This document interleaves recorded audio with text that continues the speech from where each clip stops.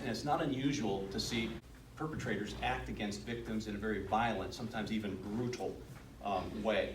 It literally does break lives of victims.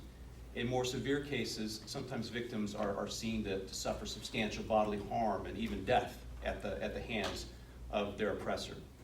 Now, what's even more concerning, though, is that many of these sex trafficking victims that we're talking about and are preyed upon are actually the weakest in our community. They're our children.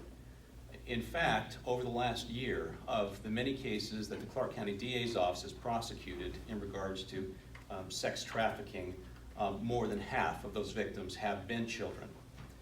Our state and even our own community here in Southern Nevada have taken significant steps to address sex trafficking. What we are doing here today is taking a step further in our fight against sex trafficking here in Southern Nevada. And this is very important, that prioritizes the needs, concerns, and well-being of sex trafficking victims. Victims often suffer, and do, not often, they do suffer multiple traumas. And it's called poly-victimization. So as a result of that, we need other resources. We can't just focus on sex trafficking or labor trafficking. We have to focus on the big picture.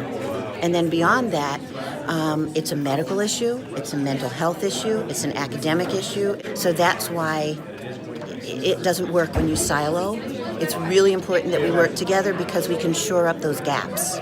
Because victims just kind of fall into these dark holes in between. We have to have one door, and that's what a multidisciplinary team provides.